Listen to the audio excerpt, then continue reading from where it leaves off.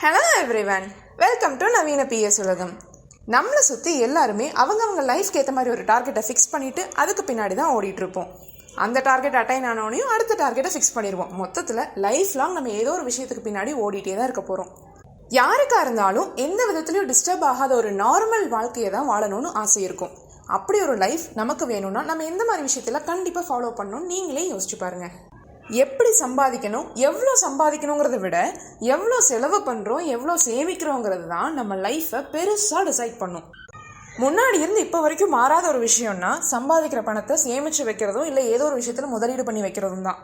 முதலீடுன்னு சொன்னோன்னே எல்லாருமே கோல்டு வாங்கி வைக்கிறது, நிலம், ஆர்டி, எஃப்டி இந்த மாதிரி தான் யோசிப்பீங்க. ஆனால் நீங்கள் யோசிக்காத விஷயம் ஸ்டாக் மார்க்கெட். அப்படியே யோசித்தாலும் ரிஸ்க் அதிகம்னு அதுலேருந்து விலகி தான் நிற்கிறீங்க. ஒன்று நல்லா தெரிஞ்சுக்கோங்க, தெரிஞ்சு தெளிவாக எந்த விஷயத்த பண்ணாலும் அதில் தப்பு நடக்க வாய்ப்பே இல்லை. அதாவது கம்ப்ளீட் நாலேஜோடு பண்ணணுன்னா நம்மளால் முடிஞ்ச வரைக்கும் ரிஸ்க்கை குறைக்கலாம். உங்களுக்கு எவ்வளோ நாலேஜ் இருக்கோ அந்த அளவுக்கு உங்களுக்கு ரிஸ்க் கம்மியாக இருக்கும். ஸ்டாக் மார்க்கெட்னு சொன்னதும் எல்லா கம்பெனியும் ஒரே மாதிரி தான் பெர்ஃபார்ம் பண்ணணும்னு கிடையாது. அவங்களோட பெர்ஃபார்மன்ஸ்க்கு ஏற்ற மாதிரி மார்க்கெட்டில் அவங்க வேல்யூ மாறும். அந்த வேல்யூ தான் நம்ம மார்க்கெட் கேபிடலைசேஷன் சொல்கிறோம். இதை பற்றி டீட்டெயிலாக தெரியாதவங்க டிஸ்கிரிப்ஷனில் ஒரு வீடியோட லிங்க் கொடுக்குறேன், செக் பண்ணி பார்த்து கம்ப்ளீட்டாக தெரிஞ்சுக்கோங்க. ஸோ மார்க்கெட் கேபிடலைசேஷனை வச்சு தான் எல்லா கம்பெனியும் 3 கேட்டகரியாக பிரிக்கிறாங்க: large cap, mid cap and small cap companies. இந்த 3 கம்பெனிஸ் பற்றி நீங்களே தெரிஞ்சிருப்பீங்க. லார்ஜ் கேப் அப்படின்னா மார்க்கெட்டில் ஹை வேல்யூவில் உள்ள கம்பெனி. மிட் கேப்னா இப்போ தான் கொஞ்சம் கொஞ்சமாக டெவலப் ஆகிட்டு இருக்க கம்பெனி. அண்ட் ஸ்மால் கேப் அப்படின்னா இப்போ தான் ஸ்டார்ட் பண்ணியிருப்பாங்க, லைக் ஸ்டார்ட் அப் கம்பெனிஸ். எல்லாமே ஓகே. ஆனால் இந்த 3 குரூப் ஆஃப் கம்பெனிஸில் இன்வெஸ்ட் பண்ணணும்னு வரும்போது எதில் பண்ணணும், எதில் கரெக்டான ரிட்டர்ன்ஸ் கிடைக்கும், ரிஸ்க் கம்மியாக இருக்கும், இதெல்லாம் செக் பண்ணணும்னா 4 பாயிண்ட் நம்ம தெரிஞ்சுக்கணும். அது என்னென்னா volatility, liquidity, returns and risk.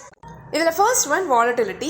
Volatility அப்படின்னா ஒரு கம்பெனி எவ்வளோக்கு எவ்வளோ மேலே ஏறுது கீழே இறங்குது அப்படிங்கிறத நம்ம வாலட்டிலிட்டின்னு சொல்லுவோம். அப்படி ஏறுறது இறங்குறத வச்சு தான் நம்மளுக்கு ப்ராஃபிட் கிடைக்கும்.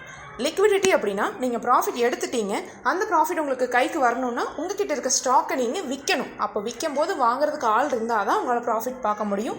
ஸோ லிக்விடிட்டி அதிகமாக இருக்க ஸ்டாக்காக பார்த்து வாங்கணும். அண்ட் ரிட்டர்ன்ஸ் அப்படின்னா உங்கள் இன்வெஸ்ட்மெண்ட் போக கம்பெனி உங்களுக்கு கொடுக்குற ப்ராஃபிட் தான் ரிட்டர்ன்ஸ்னு சொல்லுவோம். அண்ட் ரிஸ்க் நான் தெரியாத ஆள் கண்டிப்பாக இருக்க முடியாது.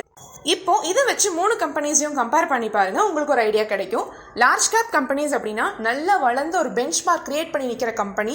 அவங்க அதுக்கு மேலே வளர்றதுக்கும் ரொம்ப வாய்ப்பு கம்மி தான், அதனால கீழே வர்றதுக்கும் ரொம்ப வாய்ப்பு கம்மி. ஸோ லிக்விடிட்டி அப்படிங்கிறது எல்லாரும் நம்பி வாங்குவாங்க, உங்களுக்கு செல் பண்ணுறதுக்கு ஆள் கிடைக்கும். வாலட்டிலிட்டி அப்படின்னா வளர்ந்து நிற்கிற கம்பெனி மேலேயோ கீழேயோ எந்த பக்கமும் அதிகமாக நகர மாட்டாங்க. அண்ட் ரிட்டர்ன்ஸ் அப்படின்னா ஒரு 7% வரைக்கும் கிடைக்கும். நீங்கள் வாங்கும்போது எவ்வளோ % கிடைக்குதோ கடைசி வரைக்கும் அது மெயின்டைன் ஆகும்.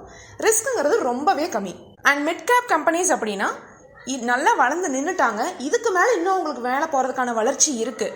ஸோ நீங்கள் வாங்குகிற பொசிஷன்லேருந்து அதிகம் போகிறதுக்கு வாய்ப்பு இருக்குது. ஸோ ரிட்டர்ன்ஸ் 10%லேருந்து அதுக்கு மேலே அவங்க வளர கொடுப்பாங்க. வாலட்டிலிட்டிங்கிறதும் இன்னும் பெஞ்ச் மார்க் கிரியேட் பண்ண வரைக்கும் அவங்க வளரணும். ஸோ வாலட்டிலிட்டியும் அதிகமாக தான் இருக்கும் லார்ஜ் கேப்பை கம்பேர் பண்ணும்போது. லிக்விடிட்டி அப்படிங்கிறது நம்பி வாங்குவாங்க, ஸோ ஓரளவுக்கு பிரச்சனை இல்லாமல் இருக்கும்.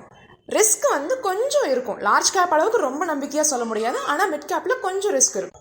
அண்ட் ஸ்மால் கேப் கம்பெனிஸ் பற்றி சொல்லணும்னா லிக்விடிட்டி ரொம்பவே கம்மியாக இருக்கும். ஏன்னா இப்போ தான் டெவலப் ஆகிற கம்பெனிஸ் அவ்வளோ சீக்கிரம் யாரும் நம்பி வாங்க மாட்டாங்க. ஸோ லிக்விடிட்டி ரொம்ப கம்மியாக இருக்கும். அண்ட் வாலட்டிலிட்டி, ரிட்டர்ன்ஸ், ரிஸ்க் எல்லாமே அதிகமாக இருக்கும். ஏன்னா இன்னும் வளராத கம்பெனி மேலே போனாலும் அதிகமாக போவாங்க, அதே மாதிரி சரிவுன்னு வந்தாலும் அதிகமாக வரும். ஸோ வாலட்டிலிட்டி மேலேயோ கீழேயோ அதிகமாக தான் இருக்கும். அண்ட் ரிட்டர்ன்ஸ், ரிஸ்க் ரெண்டுமே ஒன்று தான். அதாவது ரிஸ்க்னா வளராமையே அங்கேயே தங்கிட வாய்ப்பு இருக்குது, கடைசி வரைக்கும் நமக்கு ப்ராஃபிட்டே வராமல் போயிடும்.